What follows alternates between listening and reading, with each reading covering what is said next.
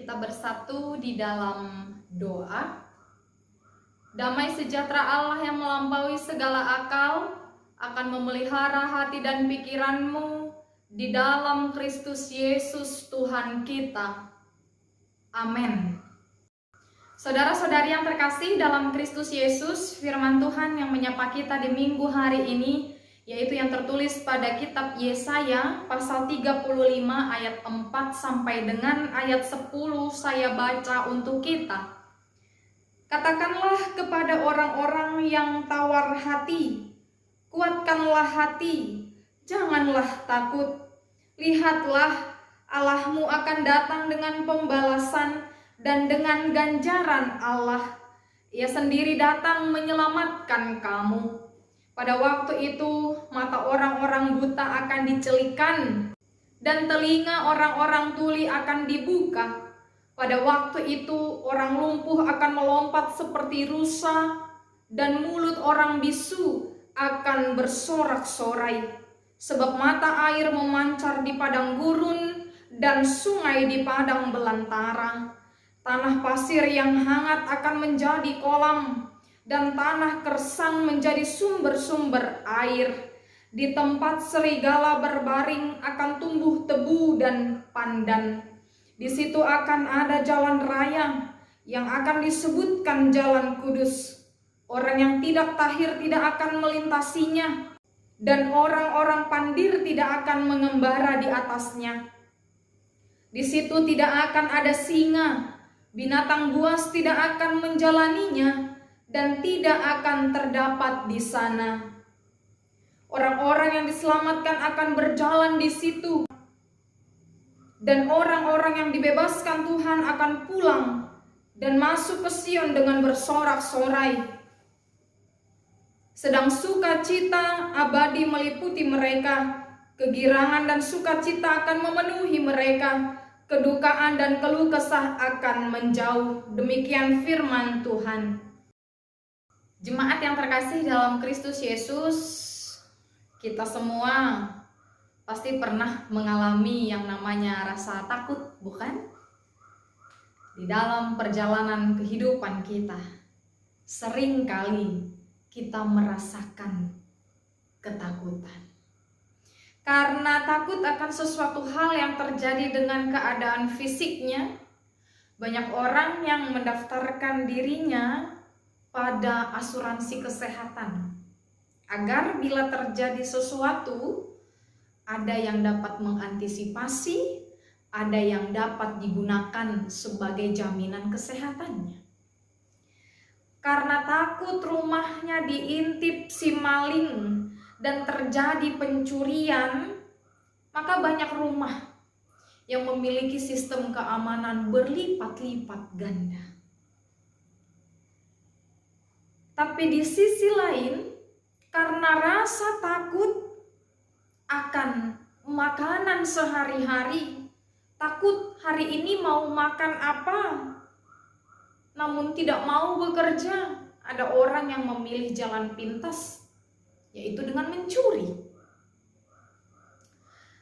Karena rasa takut akan dimarahkan orang tua, banyak anak-anak yang memilih untuk berbohong kepada orang tuanya. Karena rasa takut akan ketidakpastian hidup, ekonomi yang tidak stabil, di dunia pekerjaan, banyak orang yang takut bersaing dengan teman di tempat pekerjaannya. Banyak yang takut mengalami kegagalan dalam pekerjaan. Ada orang yang memilih jalan pintas, pergi ke dukun, pergi ke tempat yang tidak seharusnya untuk bertanya ini itu dan mencari solusi. Karena rasa takut akan dijauhi teman.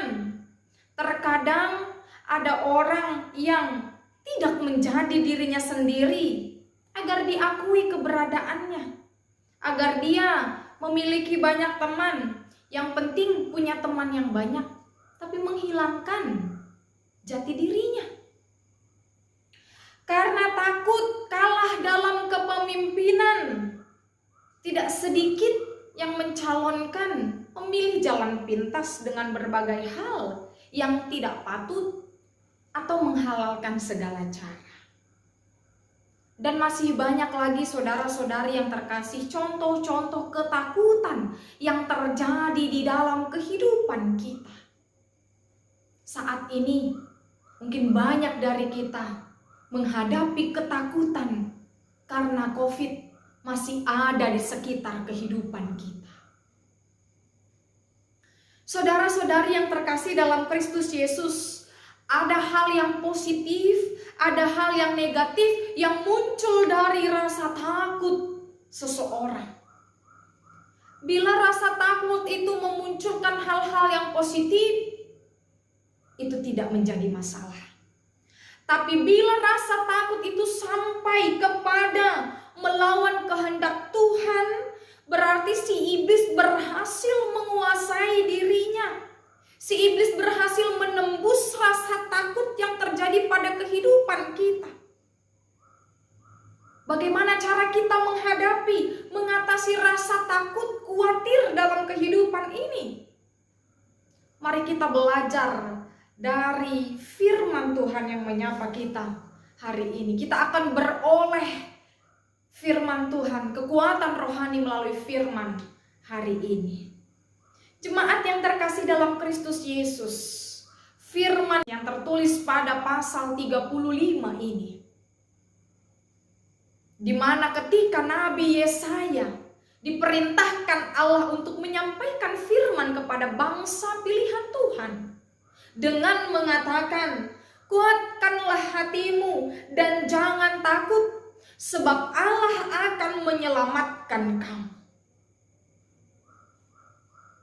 Dari perkataan itu yang harus disampaikan Nabi Yesaya kepada bangsa itu, nampaklah bahwa bangsa tersebut sedang dalam keadaan yang tidak baik-baik saja. Mereka tertekan, mereka terpuruk, mereka merasa takut, mereka merasa pasrah. Di ayat yang keempat dikatakan mereka tawar hati pada keadaan waktu itu, sebab mereka sedang berada dalam pembuangan.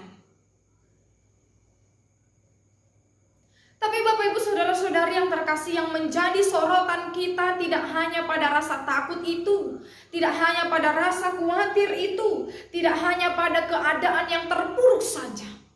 Sebab pada ayat yang ke-5 sampai dengan ayat ke-10, Nabi Yesaya menyampaikan kepada bangsa itu bahwa Tuhan akan memulihkan keadaan mereka. Tuhan akan membawa mereka keluar dari keterpurukan, dari rasa takut, dari keadaan yang tawar hati. Dan bangsa itu akan bersorak-sorai. Kepulihan itu ditunjukkan dengan mengubahkan keadaan yang tidak mungkin menjadi mungkin bagi Allah.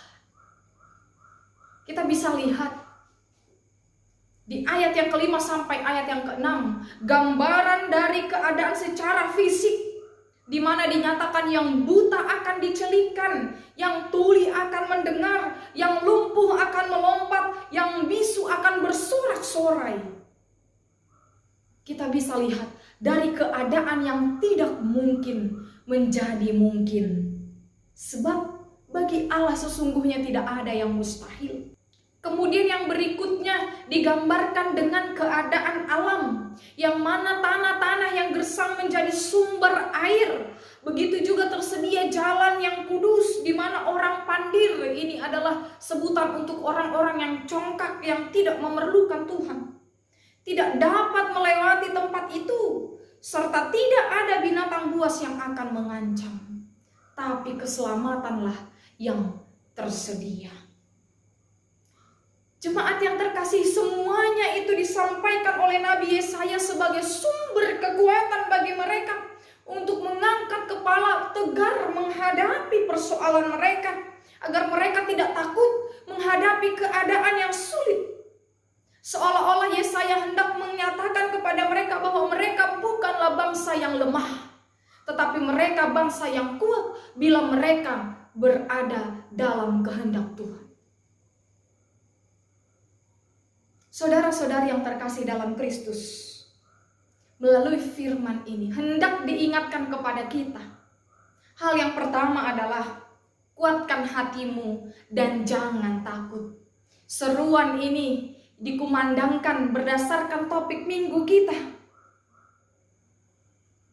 Kita sangat menyadari Bapak Ibu Saudara-saudari, sampai saat ini pandemi belum berlalu. Kita masih bersama-sama berjuang. Kita masih harus terus menjaga protokol kesehatan. Demi kesehatan kita, demi kesehatan orang lain yang ada di sekitar kita. Ada rasa takut di dalam hati kita. Tapi satu hal yang harus kita lakukan. Kita harus kuat. Kita harus menguatkan hati. Dari mana sumber kekuatan itu? Minta pada Tuhan agar kita dikuatkan melewati keadaan yang sulit ini. Mari kita sama-sama menolong, mari kita sama-sama menopang, mari kita sama-sama menjaga. Dan jangan lupa, mari kita juga sama-sama mendoakan. Banyak orang yang saat ini sedang lemah tubuh. Banyak orang saat ini sedang lemah hati. Itu disebabkan karena berbagai hal. Tapi mari kita saling menopang, saling mendoakan satu dengan yang lain. Agar kita terus memperoleh kekuatan. Sampaikan kepada Tuhan apa yang perlu kita sampaikan. Jangan sampai karena rasa takut, karena rasa khawatir di dalam hati kita, karena kehidupan yang kita jalani, kita malah jatuh kepada rayuan si iblis. Kita malah terperosok kepada godaan si iblis. Tapi mari kita kalahkan rasa takut itu dengan kekuatan yang kita minta dari Tuhan. Kuatkan hatimu. Hal yang kedua yang menjadi sorotan kita adalah berharaplah hanya kepada Tuhan. Kita semua masing-masing Bapak Ibu Saudara-saudari memiliki harapan demi harapan di dalam kehidupan kita. Tapi seringkali kita merasa kecewa, bukan? Ketika kita berharap kepada manusia. Ya, manusia sering mengecewakan kita. Karena yang kita harapkan darinya tidak terjadi. Lalu kita jatuh kepada kekecewaan. Tapi tidak dengan Tuhan. Maka berharaplah hanya kepada Tuhan. Sebab Tuhan akan memberikan apa yang kita sampaikan kepadanya sesuai dengan waktunya yang terbaik. Kita harus percaya akan hal itu. Tuhan pasti mendengar setiap seruan kita. Tuhan tahu apa yang menjadi harapan kita di dalam menjalani kehidupan. Maka sampaikan kepada Tuhan yang menjadi harapan-harapan. Hal yang ketiga yang bisa menjadi pelajaran, pembekalan bagi kita melalui firman hari ini. Seperti bangsa pilihan yang kehidupannya dipulihkan. Percayalah, kehidupan kita pun Tuhan akan pulihkan. Apakah saudara percaya bahwa kita akan dipulihkan dari keadaan pandemi ini? Kita harus percaya. Tuhan sumber dari segala sesuatu. Dia sanggup, dia berkuasa untuk memulihkan keadaan yang kita alami. Di saat kita merasa tidak ada jalan keluar, Dialah sumber jalan kehidupan itu.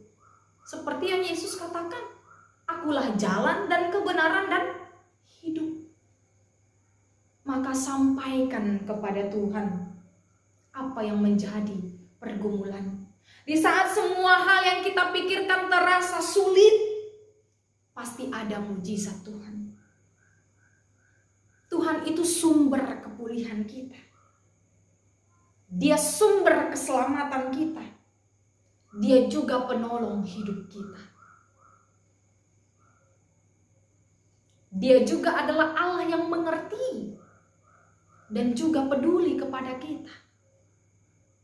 Kita ingat lirik lagu yang mengatakan, Allah mengerti, Allah peduli segala persoalan yang kita hadapi. Tak akan pernah dibiarkannya ku bergumul sendiri, sebab Allah peduli. Allah mengerti, persoalan yang kita hadapi tak akan pernah dibiarkannya ku bergumul sendiri, sebab Allah peduli. Kita harus percaya, kita harus berharap, kita harus terus mengandalkan Dia di dalam kehidupan kita. Maka kuatkanlah hatimu, jangan takut, sebab Tuhan selalu ada bersama dengan kita. Amin. Kita bersatu di dalam doa. Segala puji syukur kemuliaan hanya bagi nama-Mu ya Tuhan, untuk firman yang bersapaan dengan kami pada hari ini. Terima kasih Kau membekali kami dengan kekayaan rohani. Tuhan mengingatkan kami agar kami kuat, agar kami mengandalkan Tuhan, agar kami hanya berharap kepada Tuhan saja untuk apapun yang terjadi di dalam kehidupan kami. Sebab kami tahu Tuhan adalah Tuhan yang mengerti, Tuhan yang tahu, Tuhan yang peduli dengan kehidupan kami. Walaupun orang-orang di sekitar kami sering mengecewakan kami, tapi tidak dengan Tuhan. Tuhan akan selalu mendengar seruan kami, harapan-harapan kami. Kami yakin Tuhan selalu menyertai kami. Tuhan yang sangat baik, berkati seluruh jemaat-Mu dimanapun berada, yang sedang dalam pergumulan, sedang dalam penantian. Tuhan, Engkaulah tempat kami mengadu. Engkaulah sumber kekuatan kami. Firman-Mu yang menjadi kekuatan untuk kami menjalani hari-hari kami. Di tengah pandemi saat ini, kami tahu banyak keadaan yang sedang tidak baik-baik saja. Tapi kami yakin dan percaya seperti Tuhan memulihkan kehidupan bangsa pilihan Tuhan, kami yakin juga Tuhan akan memulihkan kehidupan di dunia ini, kehidupan kami terlebih karena pandemi COVID. Tuhan yang baik, biarlah kami menyerahkan seluruh perjalanan kehidupan kami hanya ke dalam tangan pengasihan-Mu. Yang sakit Tuhan pulihkan, yang bergumul Tuhan tolong. Tuhan pasti mendengar setiap doa-doa, jerit tangis yang disampaikan oleh jemaat-jemaat-Mu. Biarlah Tuhan perjalanan hidup kami serahkan hanya ke dalam pengasihan-Mu. Di dalam Kristus kami berdoa dan bersyukur. Amin.